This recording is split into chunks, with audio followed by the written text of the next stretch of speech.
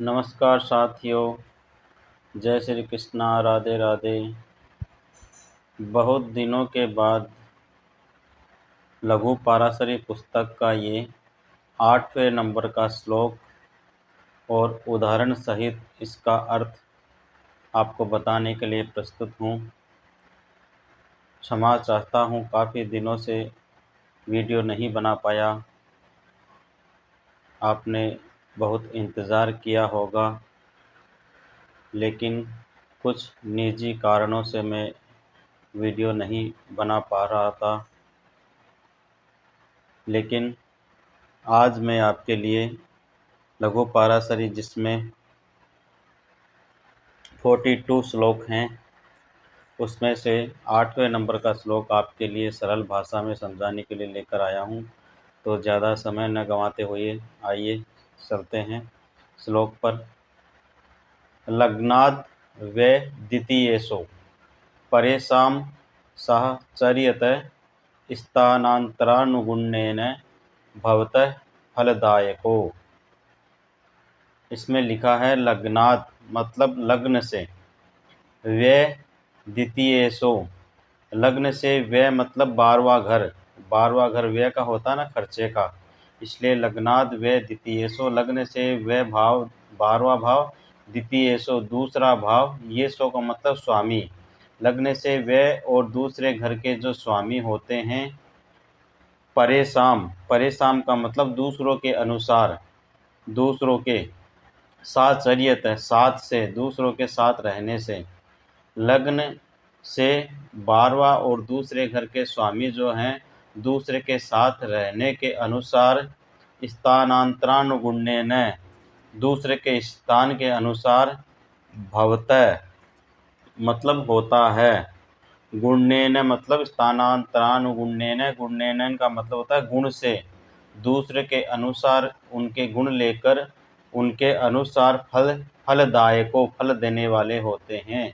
सरल भाषा में इसको समझें तो 12वें घर का और दूसरे घर के जो स्वामी, इन दो घरों के जो स्वामी होते हैं, वो उनका खुद का कोई फल नहीं होता है। उनका जो फलादेश अपन फल करते हैं, वो उनकी या तो दूसरी राशि उनकी कहाँ पर बैठी है उनके अनुसार, या फिर वो कौन से स्थान पर ग्रह बैठे हैं, 12वें और दूसरे घर के स्वामी जिस स्थान पर बैठे हैं वो स्थान कैसा है, या फिर जिस ग्रह के वो साथ बैठे हैं उसके अनुसार उनका फल निर्धारित किया जाता है।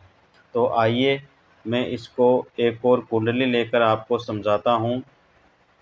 ये दोस्तों एक कुंडली है, इसमें आप देखिएगा 12वें घर का स्वामी जो है बुध ग्रह बनता है। 12वें घर में 3 नंबर लिखा हुआ है, आप देख रहे होंगे। जहाँ पर 3 नंबर लिखा है वह 12वां घर है, 12वां भाव है, और जहाँ पे 5 नंबर लिखा है वो दूसरा भाव है। इन दोनों के स्वामियों की बात की गई है। इन दोनों घरों के स्वामी जहाँ पर बैठे हैं, जिसके साथ में बैठे हैं, जिस स्थिति में हैं, उनके अनुसार इनका फल निर्धारित होगा। तो जैसे 12वें घर का स्वामी बुध ग्रह है, तो पहले तो बुध ग्रह देखेंगे इसकी दूसरी राशि कहाँ पर है। बुध ग्रह की 2 राशियाँ होती हैं, 3 नंबर और 6 नंबर, मिथुन और कन्या। 6 नंबर राशि कन्या इसकी पड़ रही है तीसरे घर में। तो तीसरा घर भी दोस्तों त्रिषडायश में आता है, अशुभ घर माना जाता है। तीसरे घर के स्वामी को पापी कहते हैं। तो दोनों राशियां ही 12वें घर की और तीसरे घर की दोनों राशियां ही अशुभ स्थान में हैं। इसलिए बुध का एक तरीके से देखा जाए तो अशुभ फल होगा। लेकिन इसके बाद भी हमने कहा कि ये एक प्रभाव है। इसके बाद दूसरे तरीके से देखते हैं तो बुध ग्रह कहाँ पे बैठा है और किसके साथ बैठा है, यह स्थिति भी देखनी पड़ेगी।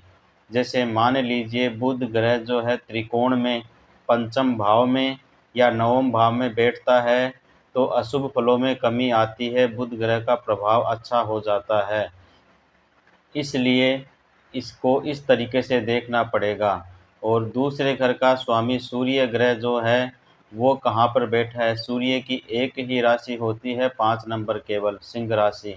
तो सूर्य जो ग्रह है वह अगर पंचम में या नवम भाव में बैठता है तो अच्छा फल होगा, और यही सूर्य अगर छठे घर में, 8वें घर में या 12वें घर में इनमें चला जाता है तो सूर्य का अशुभ प्रभाव होगा। इस तरीके से अपन इनका फल विचार देखते हैं दोस्तों।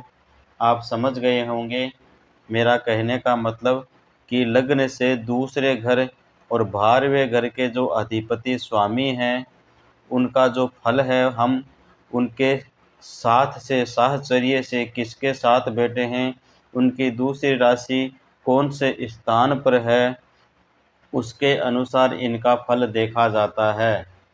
आगे ये जैसे जैसे श्लोक आगे बढ़ते जाएंगे मैं आपको उदाहरण सहित बताऊंगा। पहले ये शॉर्ट रूप में आपको केवल श्लोक जो हैं उनका अर्थ उदाहरण सहित मैं आपको बता रहा हूँ। उसके बाद जैसे ही आगे 42 श्लोक पूरे होंगे मैं आपको एक कुंडली निर्माण कर कर उस पे सभी तरीके से श्लोक को ध्यान में रखते हुए हम प्रैक्टिकली कुंडली देखेंगे। उससे हमको पूरी तरीके से पता चलेगा किस तरह से कुंडली में फलादेश किया जाता है। आपको अगर कुछ इसमें पूछना हो, कुछ समझ में ना आया हो, तो आप मुझे कमेंट बॉक्स में लिख सकते हैं, फ़ोन करके पूछ सकते हैं। तो आपको दोस्तों बिल्कुल पूरी तरह से संतुष्टिपूर्ण जवाब दिया जाएगा। आज के लिए इतना ही। धन्यवाद दोस्तों। जय श्री कृष्णा। राधे राधे।